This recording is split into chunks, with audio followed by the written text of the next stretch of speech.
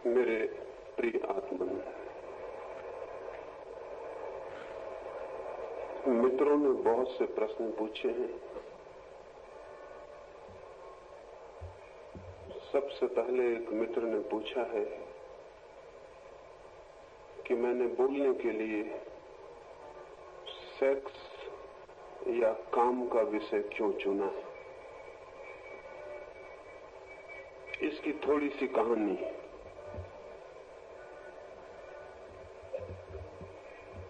एक बड़ा बाजार है। उस बड़े बाजार को कुछ लोग बंबई कहते हैं। उस बड़े बाजार में एक सभा थी और उस सभा में एक पंडित जी कबीर क्या कहते हैं इस संबंध में बोलते थे। उन्होंने कबीर की एक पंक्ति कही और उसका अर्थ समझाया। उन्होंने कहा कि कबीरा खड़ा बाजार में लिए लुकाठी हाथ,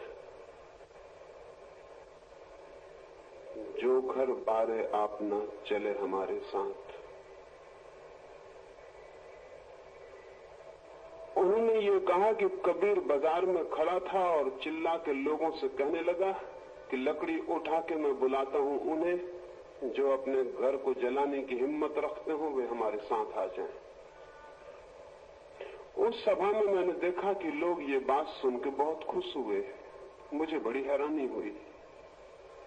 मुझे हैरानी ये हुई कि वे जो लोग खुश हो रहे थे उनमें से कोई भी अपने घर को जलाने को कभी भी तैयार नहीं था। लेकिन उन्हें प्रसन्न देखकर मैंने समझा कि बेचारा कबीर आज होता तो कितना खुश न होता। जब 300 साल पहले वो था और किसी बाजार में उसने चिल्ला के कहा होगा तो एक भी आदमी खुश नहीं हुआ होगा। आदमी की जात बड़ी अद्भुत है। जो मर जाते हैं उनकी बातें सुन के लोग खुश होते हैं और जो जिंदा होते हैं उन्हें मार डालने की धमकी देते हैं। मैंने सोचा आज कबीर होते इस बंबई के बड़े बाजार में तो कितने खुश होते कि लोग कितने प्रसन्न हो रहे हैं। कबीर जी क्या कहते हैं इसको सुन के लोग प्रसन्न हो रहे हैं। कबीर जी को सुन के वे कभी भी प्रसन्न नहीं हुए थे। लेकिन लोगों को प्रसन्न देखकर मुझे ऐसा लगा कि जो लोग अपने घर को जलाने के लिए भी हिम्मत रखते हैं और खुश होते हैं, उनसे आज कुछ दिल की बातें कही जाएं। तो मैं भी वो उसी धोखे में आ गया जिसमें कबीर और क्राइस्ट और सारे लोग हमेशा आते रहे। तो मैंने लोगों से सत्य की कुछ बात कहनी चाहिए और सत्य के संबंध में कोई बात कहनी हो तो उन असत्यों को सबसे पहले तोड़ देना जरूरी है जो आदमी ने सत्य समझ रखे हैं, जिन्हें हम सत्य समझते हैं। और जो सत्य नहीं है, जब तक उन्हें न तोड़ दिया जाए तब तक सत्य क्या है उसे जानने की तरफ कोई कदम नहीं उठाया जा सकता है। मुझे कहा गया था उस सभा में कि मैं प्रेम के संबंध में कुछ कहूं और मुझे लगा कि प्रेम के संबंध में तब तक बात समझ में नहीं आ सकती जब तक कि हम काम और सेक्स के संबंध में कुछ गलत धारणाएं लिए हुए बैठे। अगर गलत धारणाएं हैं सेक्स के संबंध में तो प्रेम के संबंध में हम जो भी बातचीत करेंगे वो अधूरी होगी, वो झूठी होगी, वो सत्य नहीं हो सकती। इसलिए उस सभा में मैंने काम और सेक्स के संबंध में कुछ कहा और ये कहा कि काम की ऊर्जा ही रूपांतरित होकर प्रेम की अभिव्यक्ति बनती है। एक आदमी खाद खरीद लाता है, गंदी और बदबू से भरी हुई, और अगर अपने घर के पास ढेर लगा ले तो सड़क पर से निकलना मुश्किल हो जाएगा, इतनी दुर्गंध वहां फैलेगी। लेकिन एक दूसरा आदमी उसी खाद को बगीचे में डालता है और फूलों के बीज डालता है। फिर वे बीज बड़े होते हैं, पौधे बनते हैं और फूल आते हैं और फूलों की सुगंध पास पड़ोस के घरों में निमंत्रण बन के पहुंच जाती है। राह से निकलते हुए लोगों को भी वो सुगंध छूती है। वो पौधों को लहराता हुआ संगीत अनुभव होता है। लेकिन शायद ही कभी आपने सोचा हो कि फूलों से जो सुगंध बन के प्रकट हो रहा है वो वही दुर्गंध है जो खाद से प्रकट होती थी। खाद की दुर्गंध बीजों से गुजर के फूलों की सुगंध बन जाती है। दुर्गंध सुगंध बन सकती है। काम प्रेम बन सकता है, लेकिन जो काम के विरोध में हो जाएगा वो उसे प्रेम कैसे बनाएगा? जो काम का शत्रु हो जाएगा वो उसे कैसे रूपांतरित करेगा? इसलिए काम को, सेक्स को समझना जरूरी है, ये मैंने वहां कहा, और उसे रूपांतरित करना जरूरी है। मैंने सोचा था जो लोग सिर हिलाते थे घर जल जाने पर, वे लोग मेरी बातें सुनकर बड़े खुश होंगे, लेकिन मुझसे गलती हो गई। जब मैं मंच से उतरा तो उस मंच पर जितने नेता थे, जितने संयोजक थे, वो सब भाग चुके थे। वो मुझे उतरते वक्त मंच पर कोई भी नहीं मिले। वे शायद अपने घर चले गए होंगे, कहीं घर में आग न लग जाए उसे बुझाने का इंतजाम करने भाग गए थे। मुझे धन्यवाद देने को भी संयोजक वहां नहीं थे। जितनी भी सफेद टोपियां थी, जितने भी खादी वाले लोग थे, वो मंच पर कोई भी नहीं थे, वो जा चुके थे। नेता बड़ा कमजोर होता है, वो अनुयायियों के पहले भाग जाता है, लेकिन कुछ हिम्मतवर लोग जरूर ऊपर आए। कुछ बच्चे आए, कुछ बच्चियां आई, कुछ बूढ़े, कुछ जवान, और उन्होंने मुझसे कहा कि आपने वो बात हमें कही है जो हमें किसी ने भी कभी नहीं कही, और हमारी आंखें खोल दी हैं।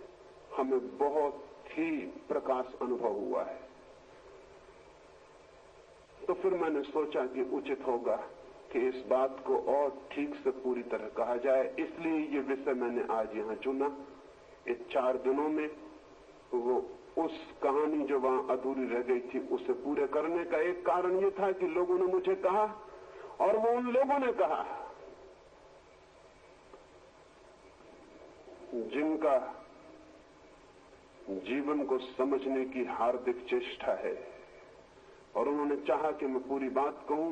एक तो कारण ये था, और दूसरा कारण ये था कि वे जो लोग भाग गए थे मंच से, उन्होंने जगह जगह जाके कहना शुरू कर दिया कि मैंने तो ऐसी बातें कही हैं जिनसे धर्म का विनाश हो जाएगा, मैंने तो ऐसी बातें कही हैं जिनसे कि लोग अधार्मिक हो जाएंगे। तो मुझे लगा कि उनका भी कहना पूरा स्पष्ट हो सके, उनको भी पता चल सके कि लोग सेक्स के संबंध में समझ के अधार्मिक होने वाले नहीं है, नहीं समझा है उन्होंने आज तक, इसलिए अधार्मिक हो गए हैं। अज्ञान अधार्मिक बना सकता है, ज्ञान कभी भी अधार्मिक नहीं बना सकता। और अगर ज्ञान अधार्मिक बनाता हो तो मैं कहता हूं कि ऐसा ज्ञान उचित है जो अधार्मिक बना दे, उस अज्ञान की वजह से, अज्ञान की बजाय जो कि धार्मिक बनाता हो। क्योंकि जो अज्ञान धार्मिक बनाता हो तो वो धर्म भी 2 कौड़ी का है, जो अज्ञान की बुनियाद पर खड़ा होता हो। धर्म तो वही सत्य है जो ज्ञान के आधार पर खड़ा होता है। और मुझे नहीं दिखाई पड़ता कि ज्ञान मनुष्य को कभी भी कोई हानि पहुंचा सकता है। हानि हमेशा अंधकार से पहुंचती है और अज्ञान से। इसलिए अगर मनुष्य जाति भ्रष्ट हो गई, यौन के संबंध में विकृत और विक्षिप्त हो गई, सेक्स के संबंध में पागल हो गई, तो उसका जिम्मा उन लोगों पर नहीं है जिन्होंने सेक्स के संबंध में ज्ञान की खोज की है। उसका जिम्मा उन नैतिक, धार्मिक और थोथे साधु संतों पर है जिन्होंने मनुष्य को हजारों वर्षों से अज्ञान में रखने की चेष्टा की। ये मनुष्य जाति कभी की सेक्स से मुक्त हो गई होती, लेकिन नहीं ये हो सका, नहीं हो सका उनकी वजह से जो अंधकार कायम रखने की चेष्टा कर रहे हैं।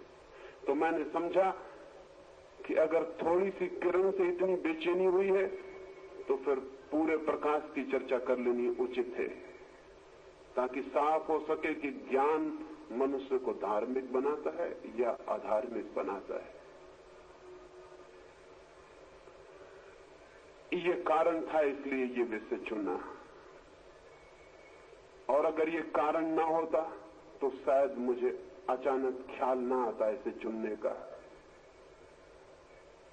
शायद इस पर मैं कोई बात ना करता। इस लिहाज से वे लोग धन्यवाद के पात्र हैं जिन्होंने अवसर पैदा कर दिया और ये विषय मुझे चुनना पड़ा। और अगर आपको धन्यवाद देना हो तो मुझे मत देना, वो भारतीय विद्या भवन में जिन्होंने सभा आयोजित की थी उनको धन्यवाद देना, उन्होंने ही ये विषय चुनवा दिया है, मेरा इसमें कोई हाथ नहीं।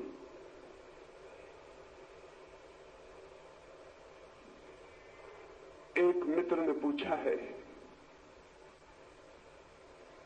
कि मैंने कहा कि काम का रूपांतरण ही प्रेम बनता है। तो उन्होंने पूछा है कि माँ का बेटे के लिए प्रेम, क्या वो भी काम है, वो भी सेक्स है? और भी कुछ लोगों ने इसी तरह के प्रश्न पूछे। इसे थोड़ा समझ लेना उपयोगी होगा। अगर मेरी बात आपने ध्यान से सुनी है तो मैंने कहा कि सेक्स के अनुभव के बड़ी गहराइयां हैं जिन तक आदमी पहुंच भी नहीं पाता है। 3 तल हैं सेक्स के अनुभव के, वो मैं आपसे कहूं। एक तल तो शरीर का तल है, बिल्कुल फिजियोलॉजिकल। एक आदमी वेश्या के पास जाता है, उससे जो सेक्स का अनुभव होता है वो शरीर से गहरा नहीं हो सकता। वैसे शरीर बेच सकती है, मन नहीं बेचा जा सकता, और आत्मा के बेचने का तो कोई उपाय नहीं। शरीर मिल सकता है। एक आदमी बलात्कार करता है तो बलात्कार में किसी का मन भी नहीं मिल सकता और किसी की आत्मा भी नहीं। शरीर पर बलात्कार किया जा सकता है, आत्मा पर बलात्कार करने का न कोई उपाय खोजा जा सका है न खोजा जा सकता है। तो बलात्कार में भी जो अनुभव होगा वो शरीर का होगा। सेक्स का प्राथमिक अनुभव शरीर से ज्यादा गहरा नहीं होता है, लेकिन शरीर के अनुभव पर ही जो रुक जाते हैं वो सेक्स के पूरे अनुभव को उपलब्ध नहीं होते। उन्हें मैंने जो गहराइयों की बातें कही है उसका उन्हें कोई भी पता नहीं चल सकता। और अधिक लोग शरीर के तल पर ही रुक गए हैं। इस संबंध में ये भी जान लेना जरूरी है कि जिन देशों में भी प्रेम के बिना विवाह होता है उस देश में सेक्स शरीर के तल पर ही रुक जाता है, उससे गहरा नहीं जा सकता है। विवाह 2 शरीरों का हो सकता है, विवाह 2 आत्माओं का नहीं। 2 आत्माओं का प्रेम हो सकता है।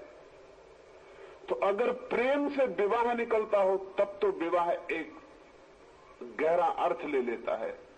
और अगर विवाह 2 पंडितों के और 2 ज्योतिषियों के हिसाब किताब से निकलता हो और जाति के विचार से निकलता हो और धन के विचार से निकलता हो तो वैसा विवाह कभी भी शरीर से ज्यादा गहरा नहीं जा सकता।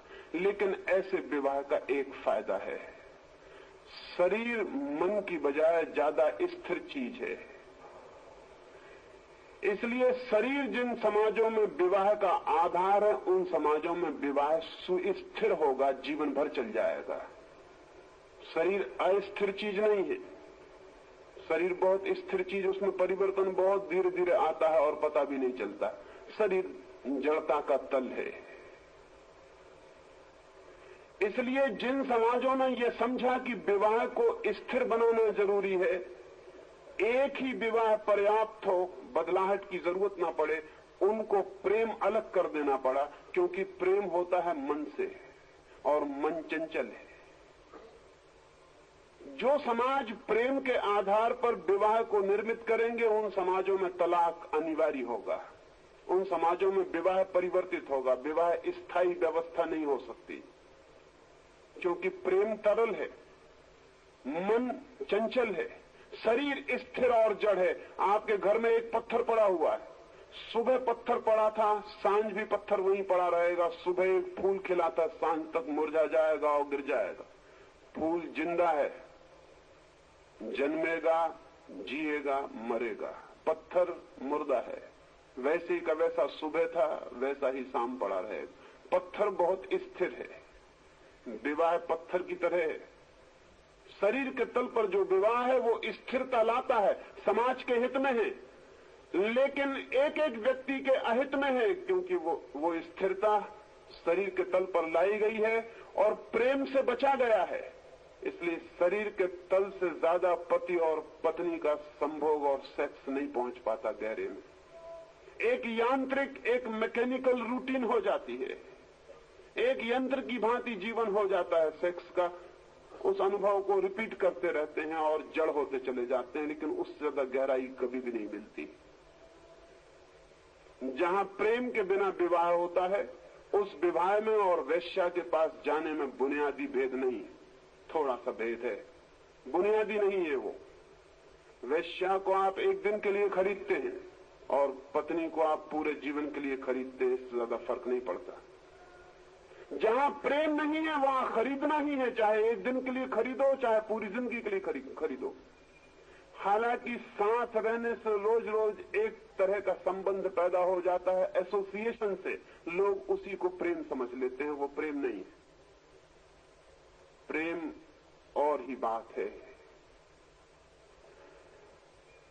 शरीर के तल पर विवाह है, इसलिए शरीर के तल से गहरा संबंध कभी भी नहीं उत्पन्न हो पाता। ये एक तल है। दूसरा तल है सेक्स का, मन का तल, साइकोलॉजिकल। वात्स्यायन से लेकर पंडित कोक तक जिन लोगों ने भी इस तरह के शास्त्र लिखे हैं सेक्स के बाबत, वो शरीर के तल से गहरे नहीं जाते। दूसरा तल है मानसिक। जो लोग प्रेम करते हैं और फिर विवाह में बंधते हैं, उनका सेक्स शरीर के तल से थोड़ा गहरा जाता है, वो मन तक जाता है, उसकी गहराई साइकोलॉजिकल है। लेकिन वो भी रोज रोज पुनरुक्त होने से थोड़े दिनों में शरीर के तल पर आ जाता है और यांत्रिक हो जाता है। पश्चिम ने जो व्यवस्था विकसित की है 200 वर्षों में प्रेम विवाह की, वो मानसिक तल तक सेक्स को ले जाती, और इसीलिए पश्चिम में समाज अस्त व्यस्त हो गया है, क्योंकि मन का कोई भरोसा नहीं है। वो आज कहता है कुछ, कल कुछ कहने लगता है, सुबह कुछ कहता है, सांझ कुछ कहने लगता है, घड़ी भर पहले कुछ कहता है, घड़ी भर बाद कुछ कहने लगता है। शायद आपने सुना होगा कि बायरन ने जब शादी की तो कहते हैं तब तक वो कोई 60-70 स्त्रियों से संबंधित रह चुका था। एक स्त्री ने उसे मजबूर ही कर दिया विवाह के लिए, तो उसने विवाह किया। और जब वो चर्च से उतर रहा था विवाह करके, अपनी पत्नी का हाथ में लेकर, घंटियां बज रही हैं चर्च की, मोमबत्तियां भी जो जलाई गई हैं जल रही हैं। अभी जो मित्र स्वागत करने आए थे वो विदा हो रहे हैं, और वो अपनी पत्नी का हाथ पकड़ के सामने खड़ी घोड़ा गाड़ी में बैठने के लिए चर्च की सीढ़ियां उतर रहा है। तभी उसे चर्च के सामने ही एक और स्त्री जाती हुई दिखाई पड़ी। एक क्षण को वो भूल गया अपनी पत्नी को, उसके हाथ को, अपने विवाह को। सारा प्राण उस स्त्री का पीछा करने लगा। जाके वो गाड़ी में बैठा बहुत ईमानदार आदमी रहा होगा, उसने अपनी पत्नी से कहा कि तूने कुछ ध्यान दिया, एक अजीब घटना घट गई।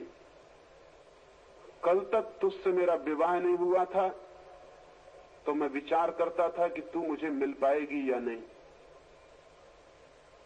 तेरे सिवाय मुझे कोई भी नहीं दिखाई पड़ता था। और आज जबकि विवाह हो गया, मैं तेरा हाथ पकड़ के नीचे उतर रहा हूं, मुझे एक स्त्री दिखाई पड़ी गाड़ी के उस तरफ जाती हुई, और तू मुझे भूल गई और मेरा मन उस स्त्री का पीछा करने लगा। और एक क्षण को मुझे लगा कि काश ये स्त्री मुझे मिल जाए। मन इतना चंचल है। तो जिन लोगों को समाज को व्यवस्थित रखना था, उन्होंने मन के तल पर सेक्स को नहीं जाने दिया, उन्होंने शरीर के तल पर रोक लिया। विवाह करो, प्रेम नहीं, फिर विवाह से प्रेम आता हो तो आए, ना आता हो ना आए। शरीर के तल पर स्थिरता हो सकती है, मन के तल पर स्थिरता बहुत मुश्किल है। लेकिन मन के तल पर सेक्स का अनुभव शरीर से ज्यादा गहरा होता है। पूरब की बजाय पश्चिम का सेक्स का अनुभव ज्यादा गहरा है। तो पश्चिम के जो मनोवैज्ञानिक हैं, फ्रायड से जुंग तक, उन सारे लोगों ने जो भी लिखा है वो सेक्स की दूसरी गहराई, वो मन की गहराई। लेकिन मैं जिस सेक्स की बात कर रहा हूं वो तीसरा तल है, वो ना आज तक पूरब में पैदा हुआ है ना पश्चिम में। वो तीसरा तल है स्पिरिचुअल, वो तीसरा तल है आध्यात्मिक। शरीर के तल पर भी एक स्थिरता है क्योंकि शरीर जड़ है, और आत्मा के तल पर भी एक स्थिरता है क्योंकि आत्मा के तल पर कोई परिवर्तन कभी होता ही नहीं। वहां सब शांत है, वहां सब सनातन है। बीच में एक तल है मन का, जहां तरलता पारे की तरह तरल है मन, जरा में बदल जाता है। पश्चिम मन के साथ प्रयोग कर रहा है, इसलिए विवाह टूट रहा है, परिवार नष्ट हो रहा है। मन के साथ विवाह और परिवार खड़े नहीं रह सकते। अभी 2 वर्ष में तलाक है, कल 2 घंटे में तलाक हो सकता है, मन तो घंटे भर में बदल जाता है। तो पश्चिम का सारा समाज अस्त व्यस्त हो गया है। पूरब का समाज व्यवस्थित था, लेकिन सेक्स की जो गहरी अनुभूति थी वो पूरब को उपलब्ध नहीं हो सकी। एक और स्थिरता है, एक और घड़ी है आध्यात्मिक की। उस तल पर जो पति पत्नी एक बार मिल जाते हैं या 2 व्यक्ति एक बार मिल जाते हैं, उन्हें तो ऐसा लगता है कि वो अनंत जन्मों के लिए एक हो गए। वहां फिर कोई परिवर्तन नहीं है। उस तल पर चाहिए स्थिरता, उस तल पर चाहिए अनुभव। तो मैं जिस अनुभव की बात कर रहा हूं, जिस सेक्स की बात कर रहा हूं, वो स्पिरिचुअल सेक्स, आध्यात्मिक अर्थ नियोजन करना चाहता हूं काम की वासना में। और अगर मेरी ये बात समझेंगे तो आपको पता चल जाएगा कि मां का बेटे के प्रति जो प्रेम है वो आध्यात्मिक काम है, वो स्पिरिचुअल सेक्स का हिस्सा है। आप कहेंगे तो बहुत उल्टी बात है, मां का बेटे के प्रति काम का क्या संबंध? लेकिन जैसा मैंने कहा कि पुरुष और स्त्री, पति और पत्नी एक क्षण के लिए मिलते हैं, एक क्षण के लिए दोनों की आत्माएं एक हो जाती हैं, और उस घड़ी में जो उन्हें आनंद का अनुभव होता है वही उनको बांधने वाला हो जाता है। कभी आपने सोचा कि मां के पेट में बेटा 9 महीने तक रहता है और मां के अस्तित्व से मिला रहता है? पति एक क्षण को मिलता है, बेटा 9 महीने के लिए एक होता है, इकट्ठा होता है। इसलिए मां का बेटे से जो गहरा संबंध है वो पति से भी कभी नहीं होता, हो भी नहीं सकता। पति एक क्षण के लिए मिलता है अस्तित्व के तल पर, जहां एग्जिस्टेंस है, जहां बीइंग है, वहां एक क्षण को मिलता है, फिर बिछड़ जाता है। एक क्षण को करीब आते हैं और फिर कोसों का फासला शुरू हो जाता है। लेकिन बेटा 9 महीने तक मां की सांस से सांस लेता है, मां के हृदय से धड़कता है, मां के खून से खून, मां के प्राण से प्राण। उसका अपना कोई अस्तित्व नहीं होता, वो मां का एक हिस्सा होता है। इसीलिए स्त्री मां बने बिना कभी भी पूरी तरह तृप्त नहीं हो पाती। कोई पति स्त्री को कभी तृप्त नहीं कर सकता जो उसका बेटा उसे कर देता है। कोई पति कभी उतना गहरा कंटेंटमेंट उसे नहीं दे पाता जितना उतना बेटा उसको दे पाता है। स्त्री मां बिना बने पूरी नहीं हो पाती। उसके व्यक्तित्व का पूरा निखार, पूरा सौंदर्य उसके मां बनने पर प्रकट होता है। उससे उसके बेटे के आत्मिक संबंध बहुत गहरे हैं। और इसीलिए आप ये भी समझ लो कि जैसे ही स्त्री मां बन जाती, उसकी सेक्स में रुचि कम हो जाती है। कभी आपने ख्याल किया? जैसे ही स्त्री मां बन जाती, सेक्स के प्रति उसकी रुचि कम हो जाती। फिर सेक्स में उसे उतना रस नहीं मालूम पड़ता। उसने एक और गहरा रस ले लिया है मातृत्व का। वो एक प्राण के साथ और 9 महीने तक इकट्ठी जी ली है, अब उसे सेक्स में रस नहीं रह जाता। अक्सर पति हैरान होते हैं, क्योंकि पति पिता बनने से पुरुषों में कोई फर्क नहीं पड़ता, लेकिन मां बनने से स्त्री में बुनियादी फर्क पड़ जाता है। पिता बनने से पति में कोई फर्क नहीं पड़ता, क्योंकि पिता कोई बहुत गहरा संबंध नहीं है। जो नया व्यक्ति पैदा होता है उससे पिता का कोई गहरा संबंध नहीं है। पिता बिल्कुल सामाजिक व्यवस्था है, सोशल इंस्टीट्यूशन है। पिता के बिना भी दुनिया चल सकती है। इसीलिए पिता से कोई गहरा संबंध नहीं है बेटे का। मां से उसके बहुत गहरे संबंध, और मां तृप्त हो जाती है उसके बाद, और उसमें एक और ही तरह की आध्यात्मिक गरिमा प्रकट होती है। जो मां नहीं बनी है स्त्री, उसको देखें, और जो मां बन गई है उसे देखें, और उन दोनों की चमक और उनकी ऊर्जा और उनका व्यक्तित्व अलग मालूम पड़ेगा। मां में एक दीप्ति दिखाई पड़ेगी, शांत, जैसे नदी जब मैदान में आ जाती तब शांत हो जाती है। जो अभी मां नहीं बनी है, उस स्त्री में एक दौड़ दिखेगी, जैसे पहाड़ पर नदी दौड़ती है, झरने की तरह टूटती है, चिल्लाती है, गड़गड़ाहट है, आवाज है, दौड़ है। मां बनकर वो एकदम शांत हो जाती है। इसीलिए मैं आपसे संदर्भ में यह भी कहना चाहता हूं कि जिन स्त्रियों को सेक्स का पागलपन सवार हो गया, जैसे पश्चिम में, वो इसीलिए मां नहीं बनना चाहती क्योंकि मां बनने के बाद सेक्स का रस कम हो जाता। पश्चिम की स्त्री मां बनने से इंकार करती है क्योंकि मां बनी कि सेक्स का रस गया। सेक्स का रस तभी तक रह सकता है जब तक वो मां ना बने।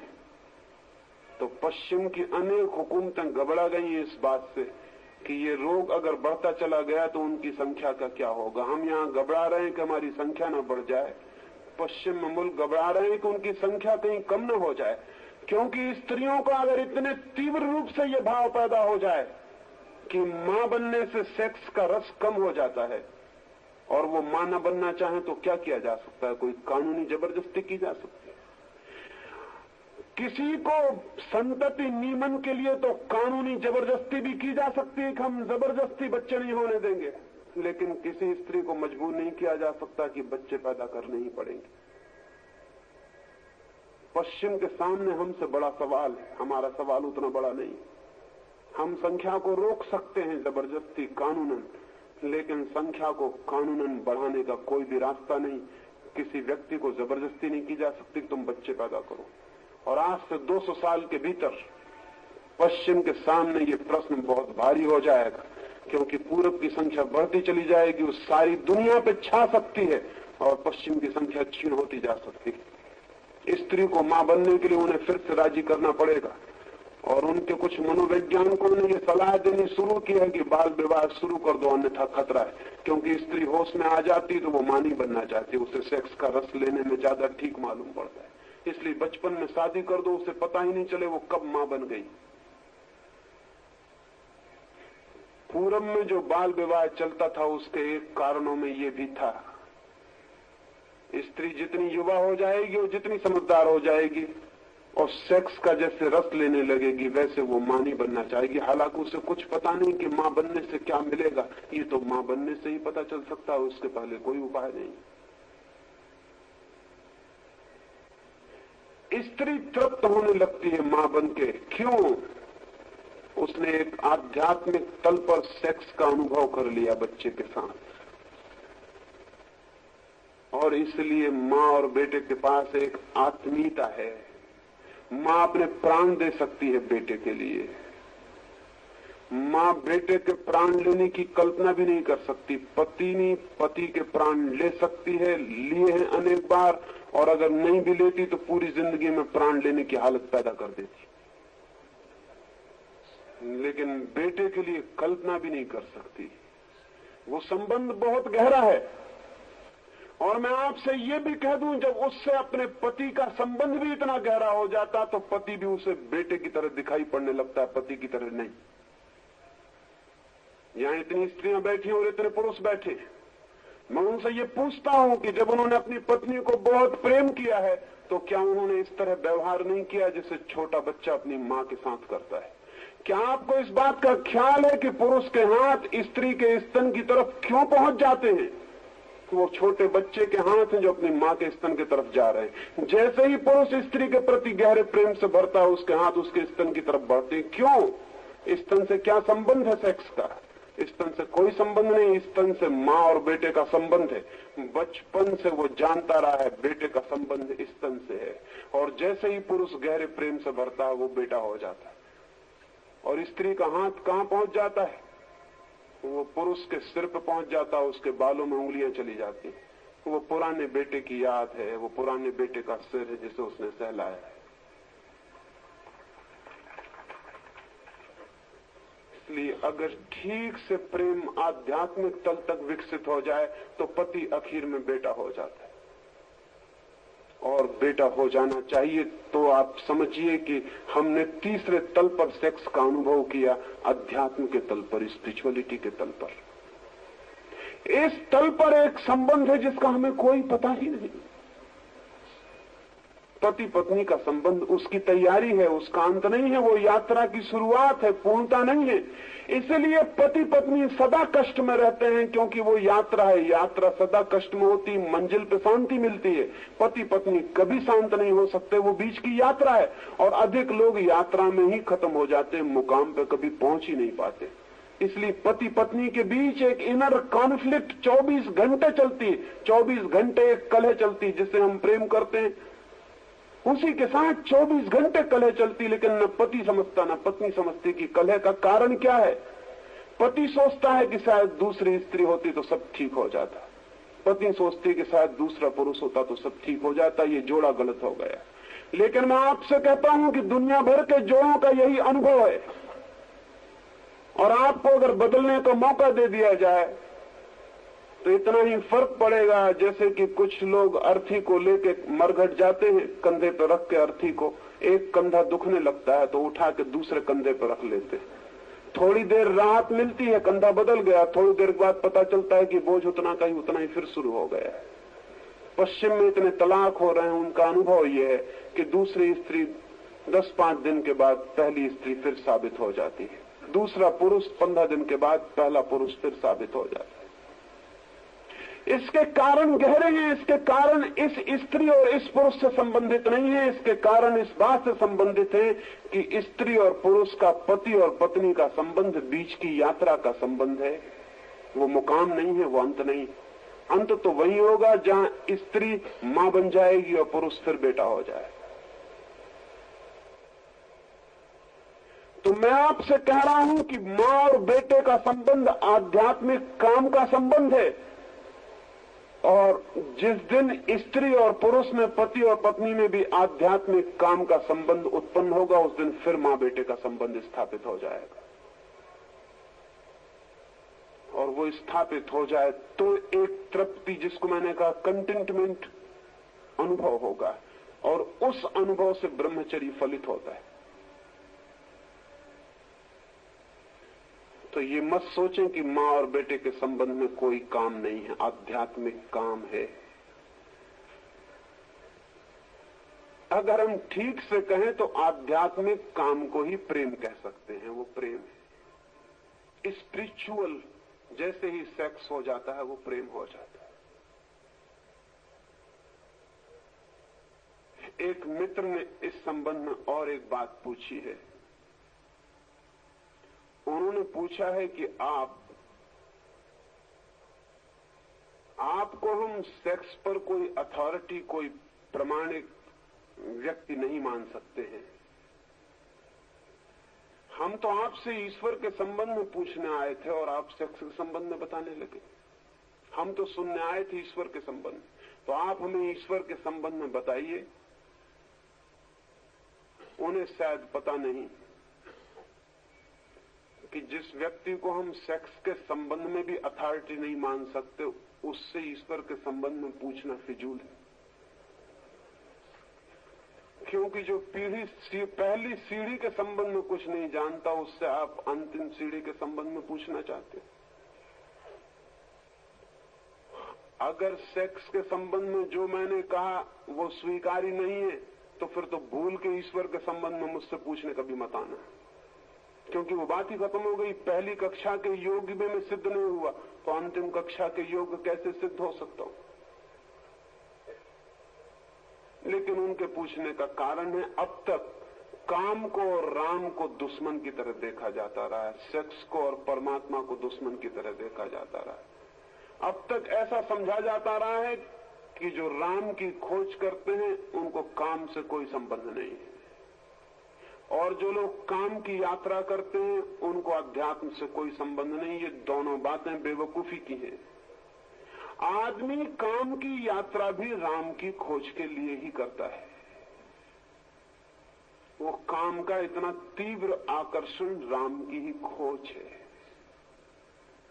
और इसीलिए काम में कभी तृप्ति नहीं मिलती। कभी ऐसा नहीं लगता कि बस पूरा हो गया सब। वो जब तक राम न मिल जाए तब तक लग भी नहीं सकता।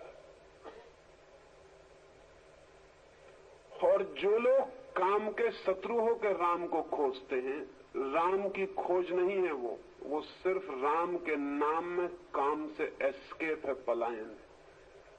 काम से बचना है, इधर प्राण घबराते हैं, डर लगता है, तो राम की चदरिया ओढ़ के उसमें छुप जाना है और राम राम राम राम राम राम जपते रहना है कि वो काम की याद ना आए। जब भी कोई आदमी राम राम राम राम जपते मिले तो जरा गौर करना, उसके भीतर राम राम के जप के पीछे काम का जप चल रहा होगा, सेक्स का जप चल रहा होगा। स्त्री को देखेगा और माला फिरने लगेगा, कहेगा राम राम राम राम राम राम। वो स्त्री दिखी कि वो ज्यादा जोर से माला फेरता है, ज्यादा जोर से राम राम कर। क्यों? वो भीतर जो काम बैठा है वो धक्के मार रहा है, राम का नाम ले लेकर उसे भुलाने की कोशिश करता है। लेकिन इतनी आसान तरकीबों से अगर जीवन बदलते होते तो दुनिया कभी की बदल गई होती। उतना आसान रास्ता नहीं। तो मैं आपसे कहना चाहता हूं कि काम को समझना जरूरी है अगर आप अपने राम की और परमात्मा की खोज को भी समझना चाहते हैं। क्यों? ये इसलिए मैं कहता हूं कि एक आदमी बंबई से कलकत्ते की यात्रा करना चाहे, वो कलकत्ते के संबंध में पता लगाए कि कलकत्ता कहां है, किस दिशा में है, लेकिन उसे यही पता ना हो कि बंबई कहां है और किस दिशा में है। और कलकत्ते की वो यात्रा करना चाहे तो क्या वो कभी सफल हो सकेगा? कलकत्ता जाने के लिए सबसे पहले ये पता लगाना जरूरी है कि बंबई कहां है, जहां मैं हूं वो किस दिशा में है। फिर कलकत्ते की तरफ दिशा विचार की जा सकती है। लेकिन मुझे यही पता नहीं कि बंबई कहां है तो कलकत्ते के बाबत सारी जानकारी फिजूल है, क्योंकि यात्रा मुझे बंबई से शुरू करनी पड़ेगी। यात्रा का प्रारंभ बंबई से करना है और प्रारंभ पहले है, अंत बाद में है। आप कहां खड़े हैं? राम की यात्रा करना चाहते हैं वो ठीक, भगवान तक पहुंचना चाहते हैं वो ठीक, लेकिन खड़े कहां हैं आप? खड़े तो काम में है, खड़े तो वासना में है, खड़े तो सेक्स में।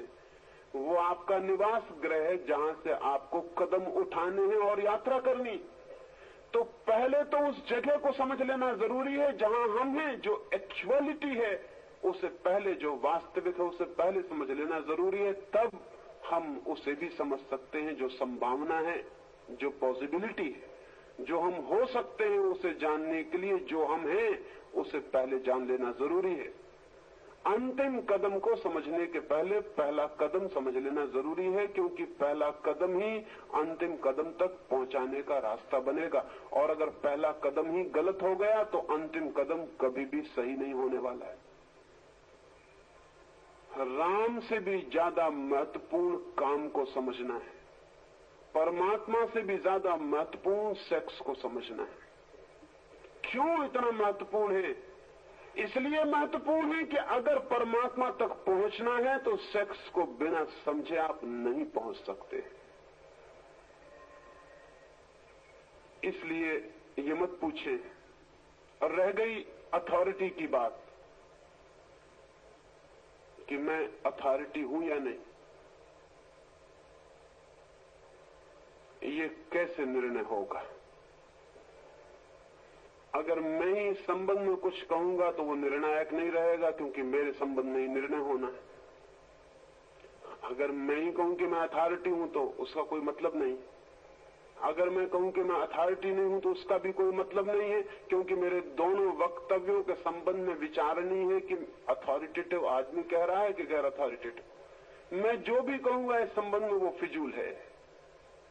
मैं अथॉरिटी हूं या नहीं, ये तो आप थोड़े सेक्स की दुनिया में प्रयोग करके देखें, और जब अनुभव आएगा तो पता चलेगा कि जो मैंने कहा था वो अथॉरिटी थी या नहीं। उसके बिना कोई रास्ता नहीं है। मैं आपसे कहता हूं कि तैरने का ये रास्ता है। आप कहें कि लेकिन हम कैसे माने कि आप तैरने के संबंध में प्रमाणिक बात कह रहे हैं? तो मैं कहता हूं कि चलिए आपको साथ लेकर नदी में उतरा जा सकता है। आपको नदी में उतारे देता हूं। मैंने जो कहा है आपको, अगर वो कारगर हो जाए पार होने में, हाथ पैर चलाने में और तैरने में, तो आप समझना कि जो मैंने कहा है वो कुछ जान के कहा है। उन्होंने ये भी कहा है कि फ्रायड अथॉरिटी हो सकते हैं। लेकिन मैं आपसे कहता हूं, जो मैं कह रहा हूं उस पर फ्रायड 2 कौड़ी भी नहीं जानते। फ्रायड मानसिक तल से कभी भी ऊपर नहीं उठ पाया, उसको कल्पना भी नहीं है आध्यात्मिक सेक्स की। फ्रायड की सारी जानकारी रुग्ण सेक्स की है, हिस्टेरिक, होमोसेक्सुअलिटी, मेस्टरबेशन, इस सब की खोजबीन है। रुग्ण सेक्स, विकृत सेक्स के बाबत खोजबीन है, पैथोलॉजिकल है, बीमार की चिकित्सा की वो खोज है। फ्रायड एक डॉक्टर है। फिर पश्चिम में जिन लोगों का उसने अध्ययन किया वे मन के तल के सेक्स के लोग हैं। उसके पास एक भी अध्ययन नहीं, एक भी केस हिस्ट्री नहीं जिसको स्पिरिचुअल सेक्स कहा जा सके। तो अगर खोज करनी है कि जो मैं कह रहा हूं वो कहां तक सच है, तो सिर्फ एक दिशा में खोज हो सकती है, वो दिशा है तंत्र। और तंत्र के बाबत हमने हजारों साल से सोचना बंद कर दिया है। तंत्र ने सेक्स को स्पिरिचुअल बनाने का दुनिया में सबसे पहला प्रयास किया। खजुराहो में खड़े मंदिर, पुरी और कोणार्क के मंदिर सबूत है। कभी आप खजुराहो गए? कभी आपने जाके खजुराहो की मूर्तियां देखी? तो आपको 2 बातें अद्भुत अनुभव होंगी। पहली तो बात ये कि नग्न मैथुन की प्रतिमाओं को देख के भी आपको ऐसा नहीं लगेगा कि उनमें जरा भी कुछ गंदा है, जरा भी कुछ अगली है। नग्न मैथुन की प्रतिमाओं को देखकर कहीं भी ऐसा नहीं लगेगा कि कुछ कुरूप है, कुछ बुरा है, बल्कि मैथुन की प्रतिमाओं को देखकर एक शांति, एक पवित्रता का अनुभव होगा, जो बड़ी हैरानी की बात है।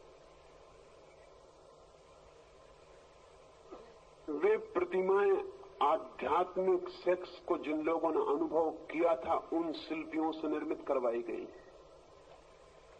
उन प्रतिमाओं के चेहरों पर आप एक सेक्स से भरे हुए आदमी को देखें, उसकी आंखें देखें, उसका चेहरा देखें, वो घिनौना, घबराने वाला, कुरूप प्रतीत होगा।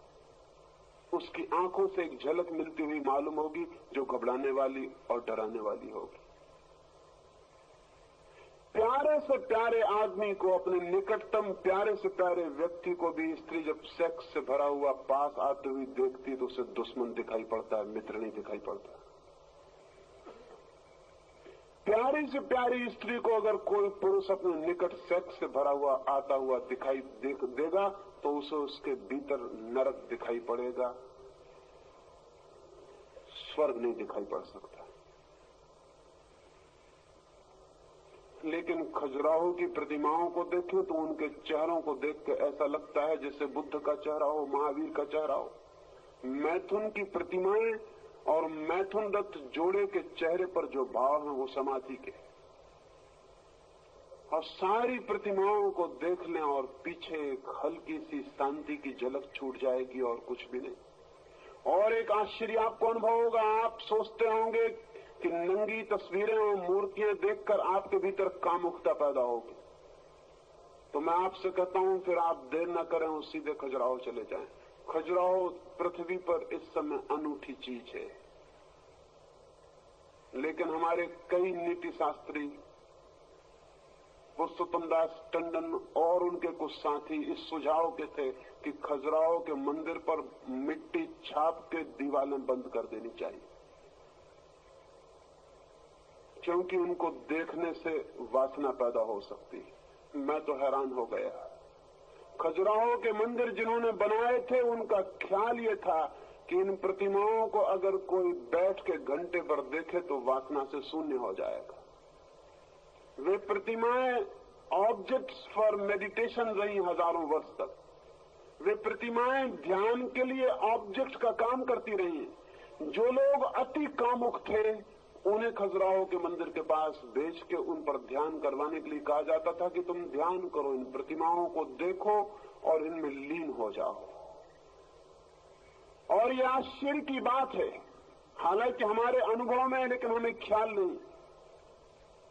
आपको पता है रास्ते पर 2 आदमी लड़ रहे हों और आप रास्ते से चले जा रहे हो तो आपका मन होता है कि खड़े होकर वो लड़ाई देख लें, लेकिन क्यों? आपने कभी ख्याल किया लड़ाई देखने से आपको क्या फायदा है? 1000 जरूरी काम छोड़ के आप आधे घंटे तक 2 आदमियों की मुक्काबाजी देख सकते हैं खड़े होकर। फायदा क्या है? शायद आपको पता नहीं, फायदा एक है, 2 आदमियों को लड़ते देखकर आपके भीतर जो लड़ने की प्रवृत्ति है वो विसर्जित होती है, उसका निकास होता है, वो इवोपोरेट हो जाती है।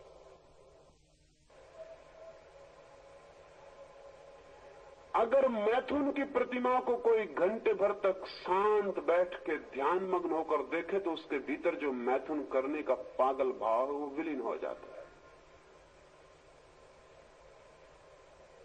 एक मनोवैज्ञानिक के पास एक आदमी को लाया गया था। वो एक दफ्तर में काम करता है और अपने मालिक से, अपने बॉस से बहुत रुष्ट है। मालिक उससे कुछ भी कहता तो उसे बहुत अपमान मालूम होता है और उसके मन में होता है कि निकालूं जूता और इसे मार दूं। लेकिन मालिक को जूता कैसे मारा जा सकता है? हालांकि ऐसे नौकर कम ही होंगे जिनके मन में ये ख्याल ना आता हो कि निकालूं जूता और मार दूं। ऐसा नौकर खोजना मुश्किल है। अगर आप मालिक हैं तो भी आपको पता होगा, और आप अगर नौकर हैं तो भी आपको पता होगा कि नौकर के मन में नौकर होने की भारी पीड़ा है और मन होता है कि इसका बदला ले लूं। लेकिन नौकर अगर बदला ले सकता तो नौकर होता क्यों? तो वो बेचारा मजबूर है और दबाए चला जाता है, दबाए चला जाता है। फिर तो हालत उसकी ऐसी रुग्ण हो गई कि उसे ये डर पैदा हो गया कि किसी दिन आवेश में मैं जूता मार ही ना दूं, तो वो जूता घर ही छोड़ जाता है। लेकिन दफ्तर में उसे जूते की दिन भर याद आती है और जब भी मालिक दिखाई पड़ता है वो पैर टटोल कर देखता है कि जूता, लेकिन जूता तो वो घर छोड़ाया और खुश होता है कि अच्छा हुआ मैं छोड़ाया। किसी दिन आवेश के क्षण में निकल आया, जूता तो मुश्किल हो गई। लेकिन घर जूता छोड़ाने से जूते से मुक्ति नहीं होती। जूता उसका पीछा करने लगा। वो कागज पर कुछ भी बनाता है तो जूता बन जाता है। वो रजिस्टर पर कुछ ऐसे ही लिख रहा है और पाता है कि जूते ने आकार लेना शुरू कर दिया। उसके प्राणों में जूता गिरने लगा है। वो बहुत घबरा गया है और उसे ऐसा डर लगने लगा है धीरे धीरे कि मैं किसी भी दिन हमला कर सकता हूं। तो उसने अपने घर आके कहा कि अब मुझे नौकरी पे जाना ठीक नहीं, मैं छुट्टी लेना चाहता हूं, क्योंकि अब हालत ऐसी हो गई कि मैं दूसरे का जूता निकाल के भी मार सकता हूं। अब अपने जूते की जरूरत नहीं रह गई। मेरे हाथ दूसरे लोगों के पैरों की तरफ भी बढ़ने की कोशिश करते। तो घर के लोगों ने समझा कि वो पागल होता है, उसे एक मनोवैज्ञानिक के पास ले गया। उस मनोवैज्ञानिक ने कहा कि इसकी बीमारी बड़ी नहीं, छोटी सी है। इसके मालिक की एक तस्वीर घर में लगा लो और इससे कहो कि रोज सुबह 5 जूते धार्मिक भाव से मारा करे। 5 जूते मारे तब दफ्तर जाए, बिल्कुल रिलीजियसली। ऐसा नहीं कि किसी दिन चूक जाए, जैसे लोग ध्यान जप करते हैं, बिल्कुल वक्त पर 5 जूते मारे, दफ्तर से लौट के 5 जूते मारे। वहां आदमी पहले तो बोला कि क्या पागलपन की बात है, लेकिन भीतर उसे खुशी मालूम हुई। वो हैरान हुआ, उसने कहा लेकिन मुझे भीतर खुशी मालूम हो रही। तस्वीर टांग ली गई और रोज 5 जूते मार के दफ्तर गया। पहले दिन ही जब वो 5 जूते मार के दफ्तर गया तो उसे एक बड़ा अद्भुत अनुभव हुआ। मालिक के प्रति उसने दफ्तर में उतना क्रोध अनुभव नहीं किया और 15 दिन के भीतर तो मालिक के प्रति अत्यंत विनयशील हो गया। मालिक को भी हैरानी हुई, उसे तो कुछ पता नहीं कि भीतर क्या चल रहा है। उसने उसको पूछा कि तुम आजकल बहुत आज्ञाकारी, बहुत विनम्र, बहुत ही हम्बल हो गए हो, बात क्या है? उसने कहा वो मत पूछिए, नहीं तो सब गड़बड़ हो जाए। क्या हुआ? तस्वीर को जूते मारने से कुछ हो सकता है, लेकिन तस्वीर को जूते मारने से वो जो जूते मारने का भाव है वो तिरोहित हुआ, वो इवोपरेट हुआ, वो वाष्पीभूत हुआ। खजुराहो के मंदिर या कोणार्क और पुरी के मंदिर जैसे मंदिर सारे देश के गांव-गांव में होने चाहिए। बाकी मंदिरों की कोई जरूरत नहीं है, वो बेवकूफी के सबूत है। उनमें कुछ नहीं है, उनमें न कोई वैज्ञानिकता है, न कोई अर्थ है, न कोई प्रयोजन है, वो निपट गंवारी के सबूत है। लेकिन खजुराहो के मंदिर जरूर अर्थपूर्ण है। जिस आदमी का भी मन सेक्स से बहुत भरा हो वो जाके उन पर ध्यान करे और वो हल्का लौटेगा, शांत लौटेगा। तंत्र ने जरूर सेक्स को आध्यात्मिक बनाने की कोशिश की थी, लेकिन इस मुल्क के नीति शास्त्री और जो मॉरल प्रीचर्स हैं, उन दुष्टों ने उनकी बात को समाज तक नहीं पहुंचने दिया। वो मेरी बात भी नहीं पहुंचने देना चाहते। यहां से मैं भारतीय विद्या भवन से बोलकर जबलपुर वापस लौटा और तीसरे दिन मुझे एक पत्र मिला कि अगर आप इस तरह की बातें कहना बंद नहीं कर देते हैं तो आपको गोली क्यों न मार दी जाए। मैंने उत्तर देना चाहता था, लेकिन वो गोली मारने वाले सज्जन बहुत कायर मालूम पड़े। ना उन्होंने नाम लिखा था, ना पता लिखा था। शायद वो डरे होंगे कि मैं पुलिस को न दे दूं। लेकिन अगर वो यहां कहीं हो, अगर होंगे तो किसी झाड़ के पीछे या कहीं दीवार के पीछे छुपे होंगे। अगर वो यहां कहीं हो तो मैं उनको कहना चाहता हूं कि पुलिस को देने की कोई भी जरूरत नहीं। वो अपना नाम और पता मुझे भेज दें ताकि मैं उनको उत्तर दे सकूं। लेकिन अगर उनकी हिम्मत ना हो तो मैं उत्तर यहीं दिए देता हूं ताकि वो सुन लें। पहली तो बात यह है कि इतनी जल्दी गोली मारने की मत करना, क्योंकि गोली मारते ही जो बात मैं कह रहा हूं वो परम सत्य हो जाएगी। इसका उनको पता होना चाहिए। जीसस क्राइस्ट को दुनिया कभी की भूल गई होती अगर उसको सूली पर न लटकाया गया होता। जीसस क्राइस्ट को दुनिया कभी की भूल गई होती अगर उसको सूली न मिली होती। सूली देने वाले ने बड़ी कृपा की। और मैंने तो यहां तक सुना है कुछ इनर सर्कल्स में जो जीवन की गहराइयों की खोज करते हैं, उनसे मुझे ये भी ज्ञात हुआ है कि जीसस ने खुद अपनी सूली लगवाने के लिए योजना और षड्यंत्र किया था। जीसस ने चाहा था कि मुझे सूली लगा दी जाए, क्योंकि सूली लगते ही जो जीसस ने कहा है वो करोड़ों करोड़ों वर्ष के लिए अमर हो जाएगा और हजारों लोगों के, लाखों लोगों के काम आ सकेगा। इस बात की बहुत संभावना है, क्योंकि जुदास जिसने ईसा को बेचा 30 रुपयों में, वो ईसा के प्यारे से प्यारे शिष्यों में से एक था। और ये संभव नहीं है कि जो वर्षों से ईसा के पास रहा वो सिर्फ 30 रुपए में ईसा को बेच दे, सिवाय इसके कि ईसा ने उसको कहा हो कि तू कोशिश कर, दुश्मन से मिल जा और किसी तरह मुझे उलझा दे और सूली लगवा दे, ताकि मैं जो कह रहा हूं वो अमृत का स्थान ले ले और करोड़ों लोगों का उद्धार बन जाए। महावीर को अगर सूली लगी होती तो दुनिया में केवल 30 लाख जैन नहीं होते, 30 करोड़ हो सकते थे। लेकिन महावीर शांति से मर गए। सूली का उन्हें पता भी नहीं था, न किसी ने लगाई, न उन्होंने लगवाने की व्यवस्था की। आज आधी दुनिया ईसाई है, उसका सिवाय इसके कोई कारण नहीं कि ईसा अकेला सूली पर लटका हुआ है। न बुद्ध, न मोहम्मद, न महावीर, न कृष्ण, न राम। सारी दुनिया भी ईसाई हो सकती है। वो सूली पर लटकने से ये फायदा हो गया। तो मैं उनसे कहता हूं कि जल्दी मत करना, नहीं तो नुकसान में पड़ जाओगे। दूसरी बात ये कहना चाहता हूं कि घबराएं न वो। मेरे इरादे खाट पे मरने के हैं भी नहीं। मैं पूरी कोशिश करूंगा कि कोई न कोई गोली मार ही दे। तो मैं खुद ही कोशिश करूंगा, जल्दी उनको करने की आवश्यकता नहीं है। समय आने पर मैं चाहूंगा कि कोई गोली मार ही दे। जिंदगी भी काम आती है और गोली लग जाए तो मौत भी काम आती है और जिंदगी से ज्यादा काम आ जाती है। जिंदगी जो नहीं कर पाती वो गोली लगी हुई मौत कर देती है। अब तक हमेशा ये भूल की है दुश्मनों ने, नासमझी की है। सुकरात को जिन्होंने सूली पर लटका दिया, जिन्होंने जहर पिला दिया, मंसूर को जिन्होंने सूली पर लटका दिया, और अभी गोडसे ने गांधी को गोली मार दी। गोडसे को पता नहीं कि गांधी के भक्त और गांधी के अनुयायी गांधी को इतने दूर तक स्मरण कराने में कभी भी सफल नहीं हो सकते थे जितना अकेले गोडसे ने कर दिया। और अगर गांधी ने मरते वक्त जब उन्हें गोली लगी और हाथ जोड़ के गोडसे को नमस्कार किया होगा तो बड़ा अर्थपूर्ण था वो नमस्कार। वो अर्थपूर्ण था कि मेरा अंतिम शिष्य सामने आ गया, अब जो मुझे आखिर और हमेशा के लिए अमर कर किए दे रहा है। भगवान ने आदमी भेज दिया जिसकी जरूरत थी। जिंदगी का ड्रामा, वो जो जिंदगी की कहानी है वो बहुत उलझी हुई है, वो इतनी आसान नहीं है। खाट पे मरने वाले हमेशा के लिए मर जाते हैं, गोली खा के मरने वालों का मरना बहुत मुश्किल हो जाता है। सुकरात से किसी ने पूछा, उसके मित्रों ने, कि अब तुम्हारे जहर दे दिया जाएगा और तुम मर जाओगे तो हम तुम्हारे गाड़ने की कैसी व्यवस्था करें, जलाएं, कब्र बनाएं, क्या करें?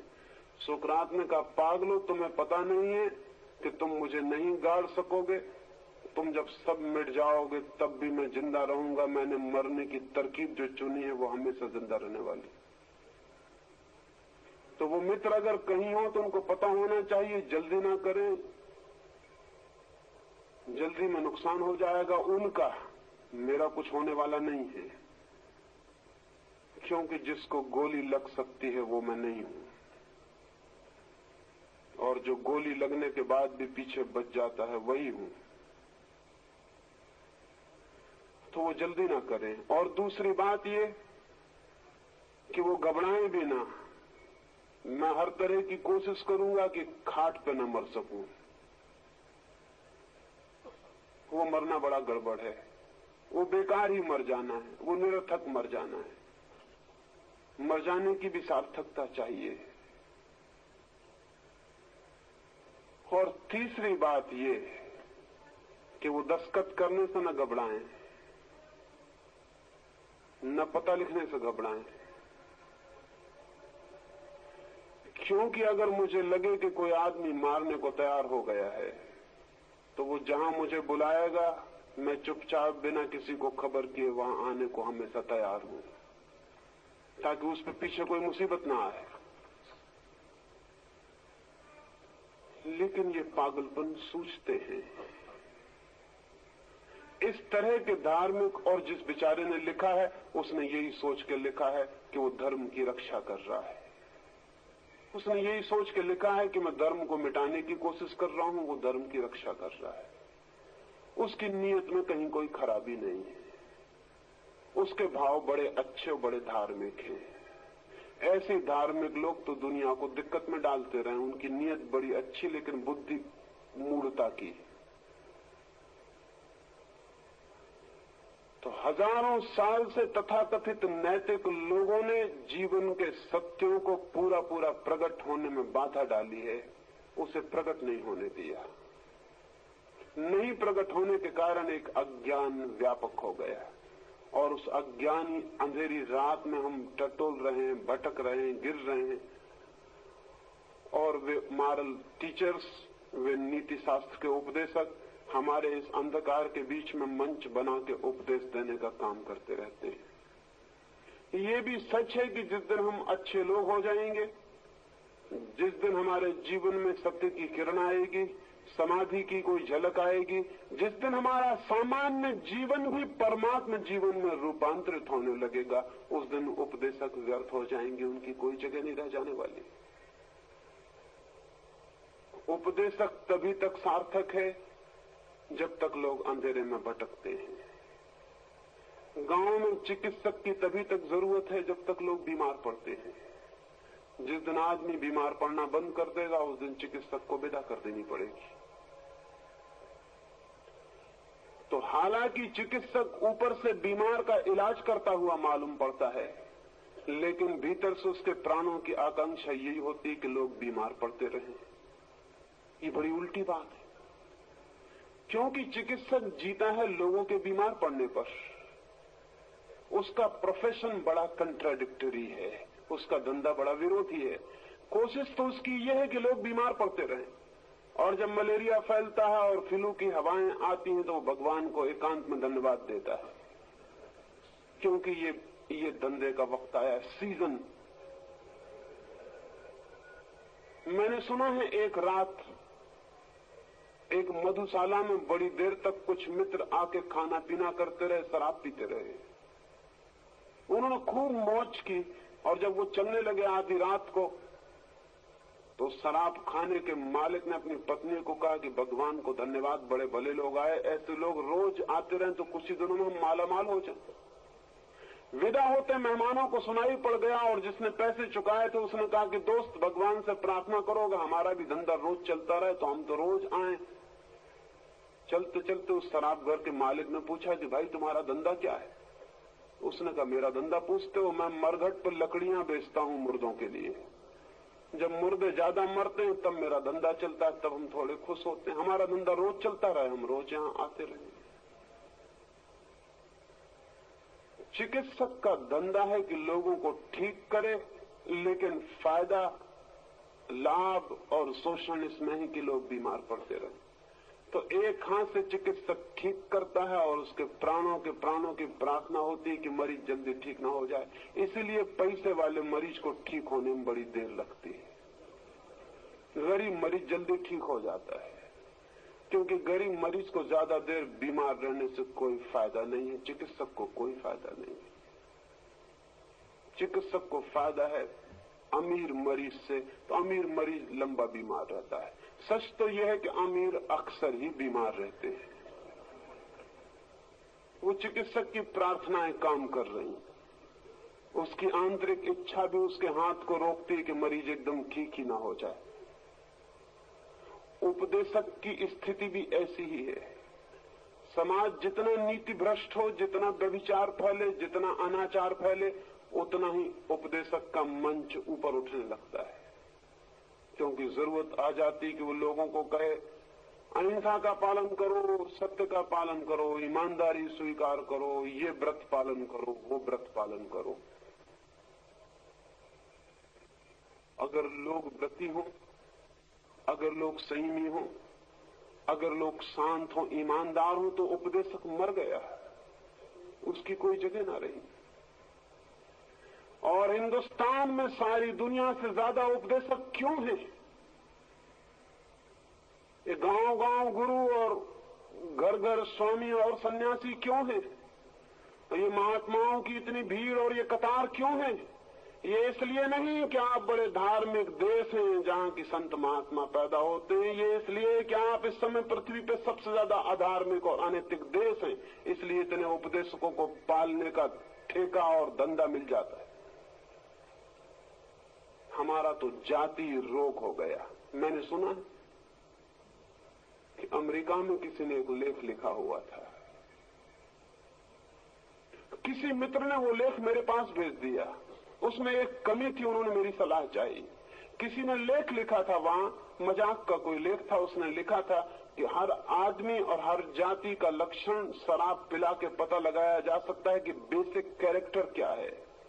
तो उसने लिखा था कि अगर डच आदमी को शराब पिला दी जाए तो वो एकदम से खाने खाने पर टूट पड़ता है, फिर वो किचन के बाहर ही नहीं निकलता, फिर वो एकदम खाने की मेज से उठता ही नहीं, बस शराब पी के वो 2-2, 3-3 घंटे खाने में लग जाता।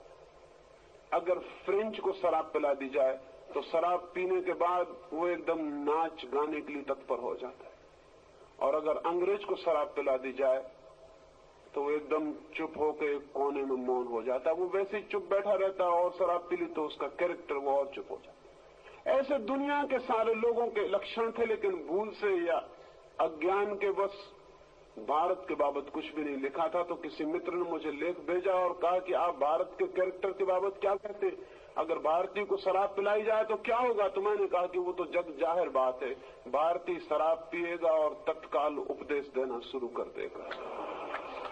वो उसकी कैरेक्टरिस्टिक, वो उनका जातीय गुण।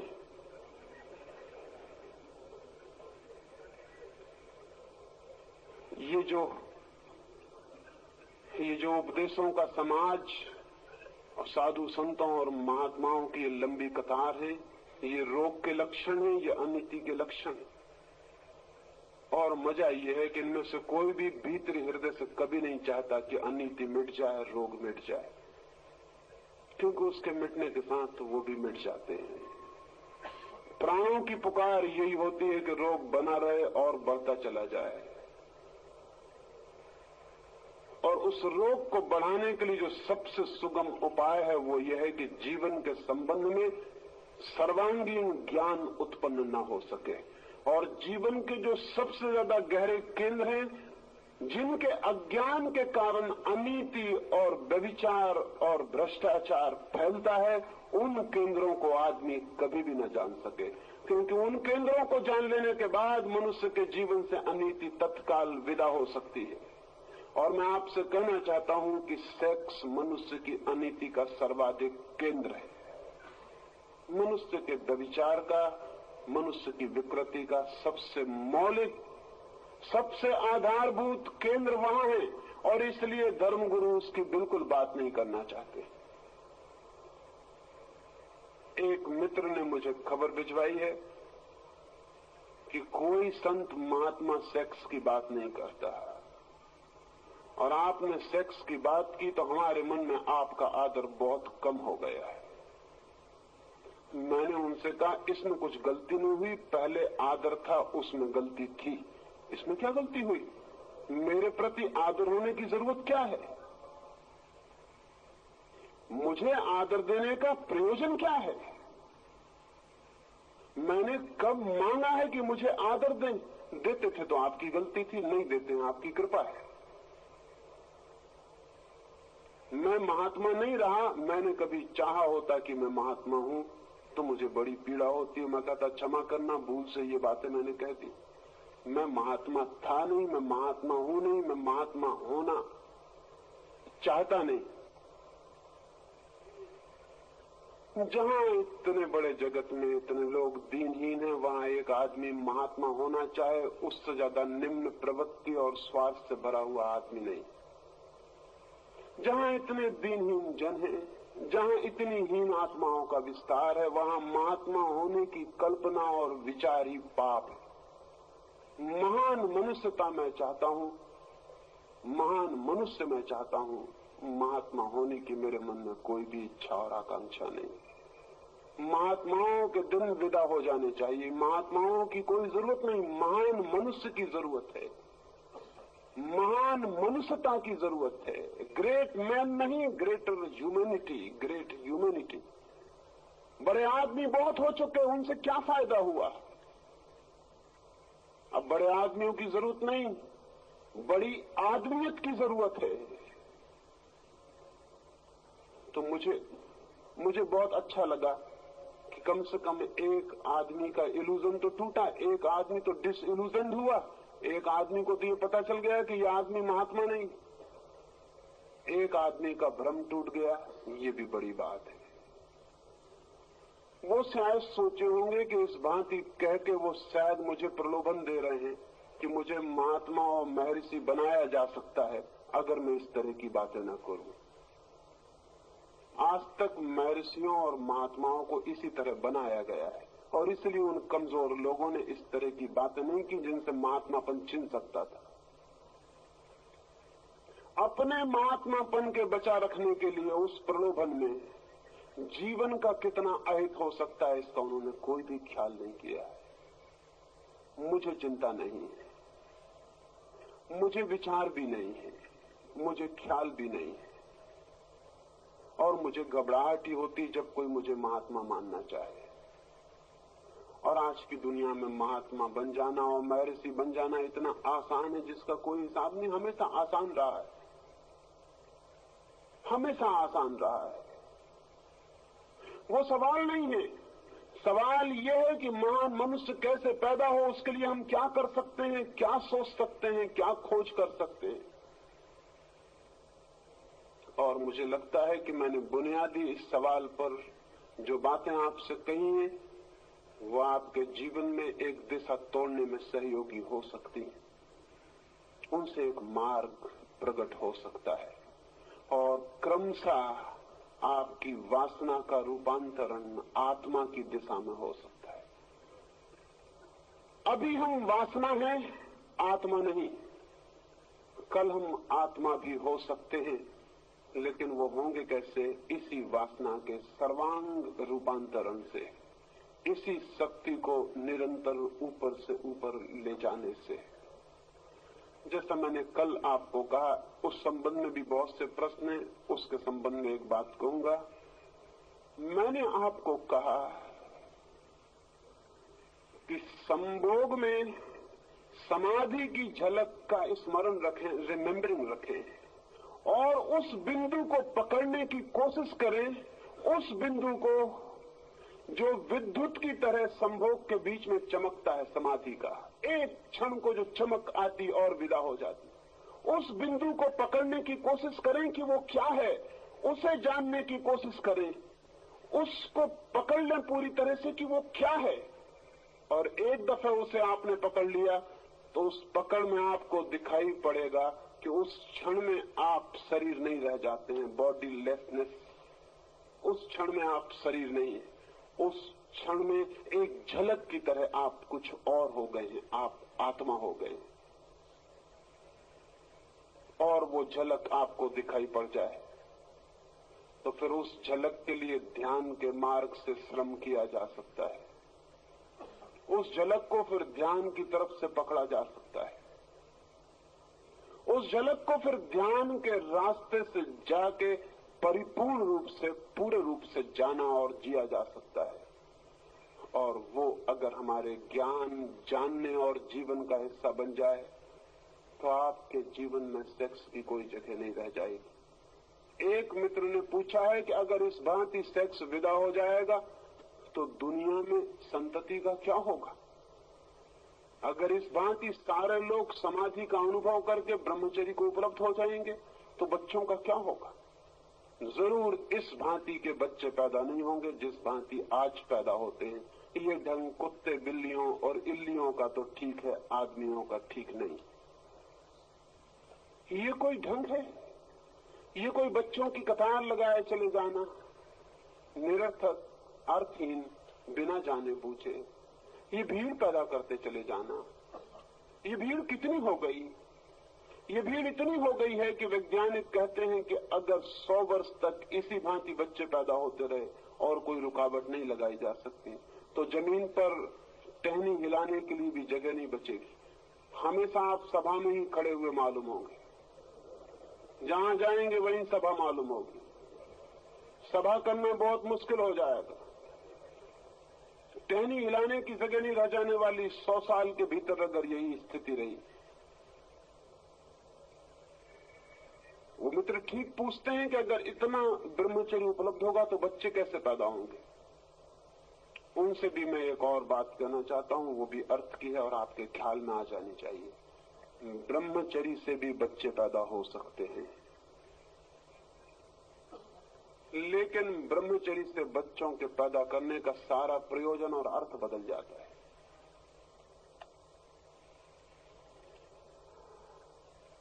काम से बच्चे पैदा होते हैं, सेक्स से बच्चे पैदा होते हैं। सेक्स से बच्चे पैदा होना, बच्चे पैदा करने के लिए कोई सेक्स में नहीं जाता है। बच्चे पैदा होना आकस्मिक है, एक्सीडेंटल है। सेक्स में आप जाते हैं किसी और कारण से, बीच में बच्चे आ जाते हैं। बच्चों के लिए आप कभी सेक्स में नहीं जाते। बिना बुलाए मेहमान हैं बच्चे,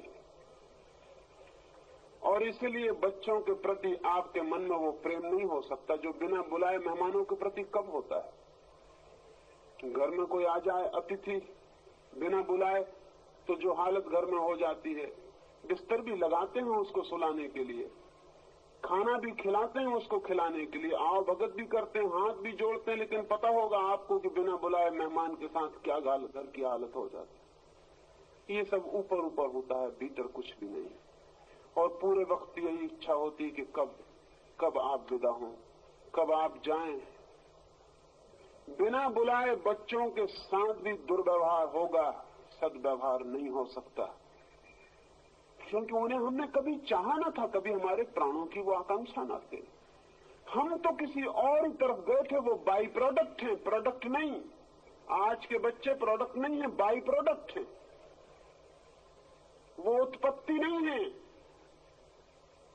वो उत्पत्ति के साथ जैसे गेहूं के साथ भूसा पैदा हो जाता है, वैसी हालत।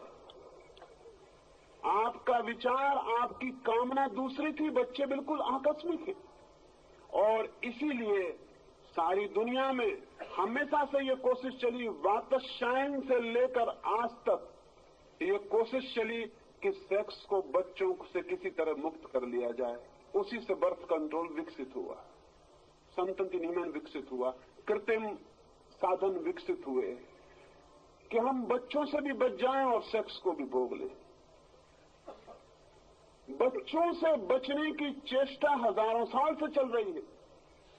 और आयुर्वेद के ग्रंथों में दवाइयों का उल्लेख है जिनको लेने से बच्चे नहीं होंगे, गर्भधारण नहीं होगा। आयुर्वेद के 3, 4, 5 हजार साल पुराने ग्रंथ इसका विचार करते हैं। और अभी आज का आधुनिकतम स्वास्थ्य का मिनिस्टर भी इसी की बात करता है। क्यों आदमी ने ये इजाद करने की चेष्टा? क्योंकि बच्चे बड़े उपद्रव का कारण हो गए। वो बीच में आते हैं, जिम्मेदारियां ले आते हैं। और भी एक खतरा, बच्चों के आते से ही स्त्री परिवर्तित हो जाती है। पुरुष भी बच्चे नहीं चाहता, नहीं होते हैं तो चाहता है। इस कारण नहीं कि बच्चों से प्रेम है, बल्कि अपनी संपत्ति से प्रेम है। कल मालिक कौन होगा? बच्चों से प्रेम नहीं है। बाप जब चाहता है कि बच्चा हो जाए, घर में लड़का नहीं है, तो आप ये मत सोचना कि लड़के के लिए बड़े उनके प्राण आतुर हो रहे हैं। नहीं, आतुरता ये हो रही कि मैं रुपए कमा कमा के मरा जा रहा हूं, न मालूम कौन कब्जा कर लेगा। एक हकदार मेरे खून का उसके बचाने के लिए होना चाहिए। बच्चों के लिए कोई कभी नहीं चाहता कि बच्चे आ जाएं। बच्चों से हम बचने की कोशिश करते रहे, लेकिन बच्चे पैदा होते चले गए। हमने संभोग किया और बच्चे बीच में आ गए। वो उसके साथ जुड़ा हुआ संबंध था। ये काम जन्य संतति है, ये बाई प्रोडक्ट है सेक्सुअलिटी की।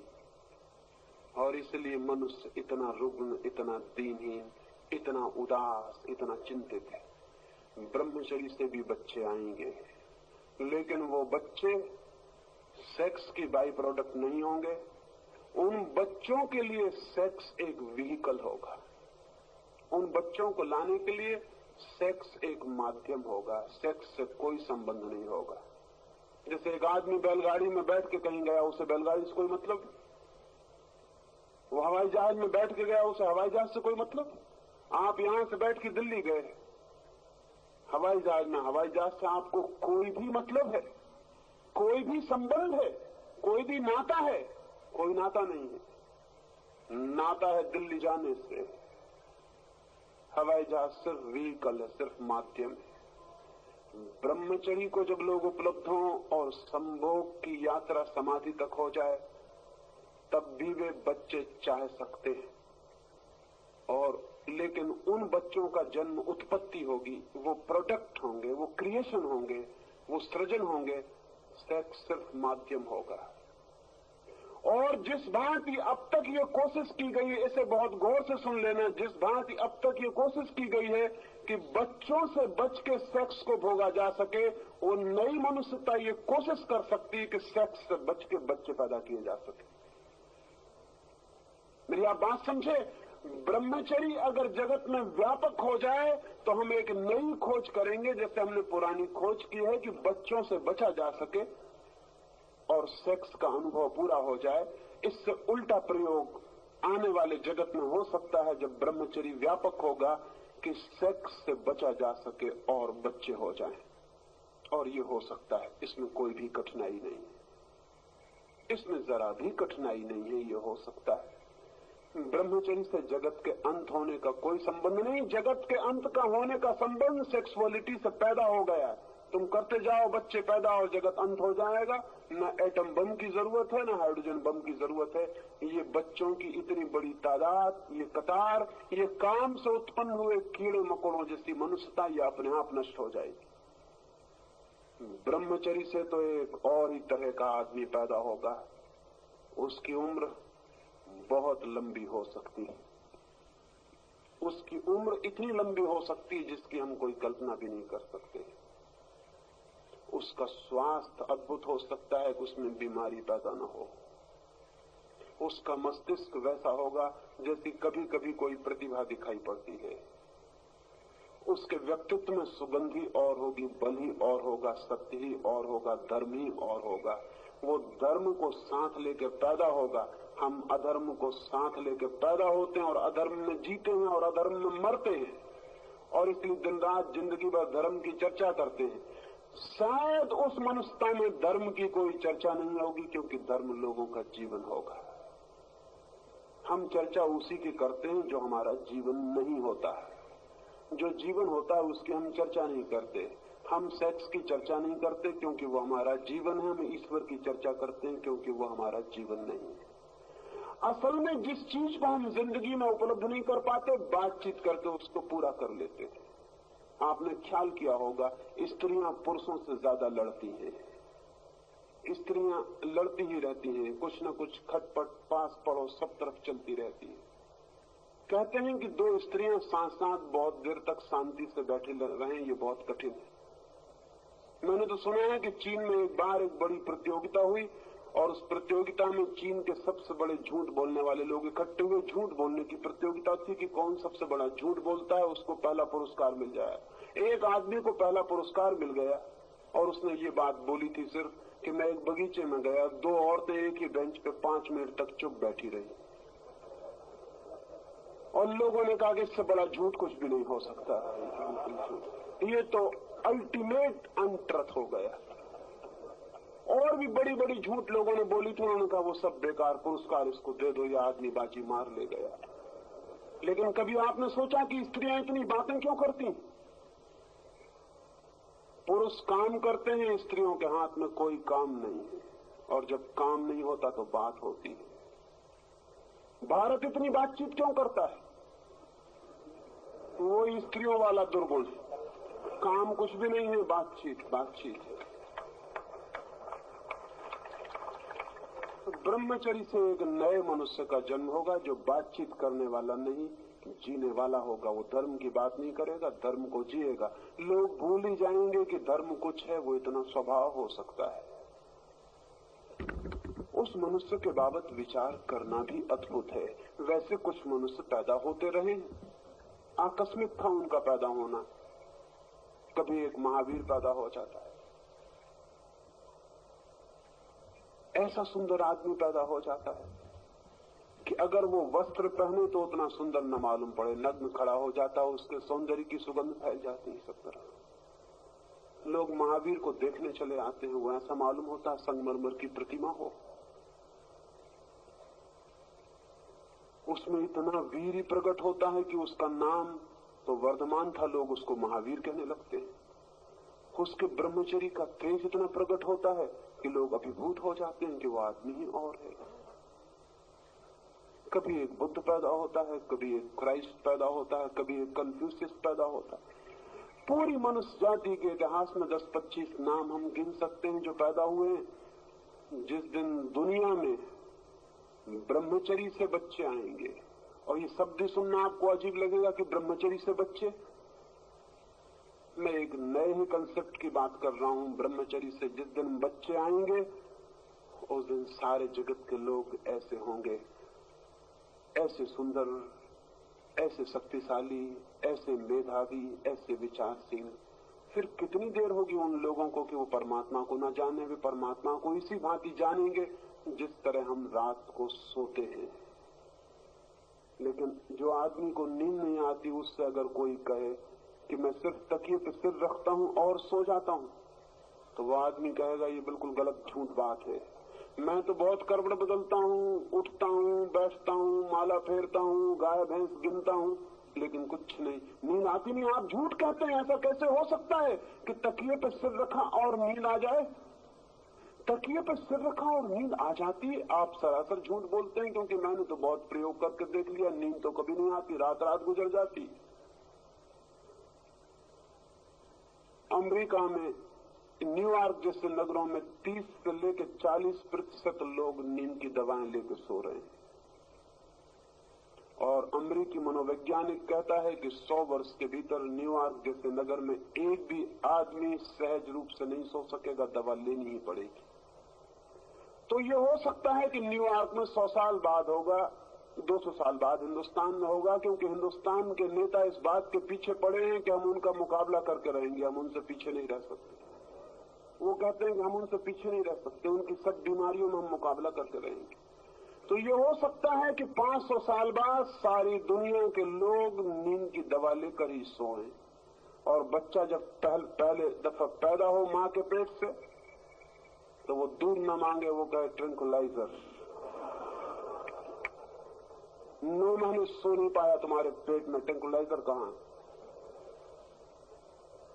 तो 500 साल बाद उन लोगों को ये विश्वास दिलाना कठिन होगा कि आज से 500 साल पहले सारी मनुष्यता आंख बंद करती थी और सो जाती थी। वो कहेंगे इम्पॉसिबल, असंभव है ये बात, ये नहीं हो सकता। कैसे हो सकती है ये बात?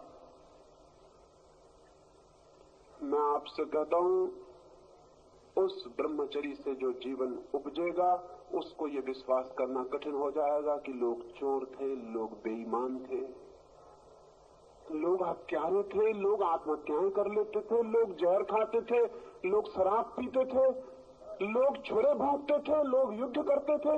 ये उनको विश्वास करना मुश्किल होगा कि ये कैसे हो सकता है। काम से अब तक उत्पत्ति हुई है और वो भी उस काम से जो फिजियोलॉजिकल से ज्यादा नहीं। एक आध्यात्मिक काम का जन्म हो सकता है और एक नए जीवन का प्रारंभ हो सकता है। उस नए जीवन के प्रारंभ के लिए थोड़ी सी बात इन 4 दिनों में मैंने आपसे कही है। मेरी बातों को इतने प्रेम और इतनी शांति से, और ऐसी बातों को जिन्हें प्रेम और शांति से सुनना बहुत मुश्किल गया होगा, बड़ी कठिनाई मालूम पड़ी होगी। एक मित्र तो मेरे पास आया और कहने लगे कि मैं डर रहा था कि कहीं 10-20 आदमी खड़े होकर ये ना कहने लगे कि बंद करिए, ये बात नहीं होनी चाहिए। मैंने कहा इतने हिम्मतवर आदमी भी होते तो भी ठीक था। इतने हिम्मतवर आदमी भी कहाँ है कि किसी को कह दें कि बंद करिए ये बात। अगर इतने ही हिम्मतवार आदमी इस मुल्क में होते तो बेवकूफों की कतार जो कुछ भी कह रही है मुल्क में वो कभी की बंद हो गई होती, लेकिन वो बंद नहीं हो पा रही।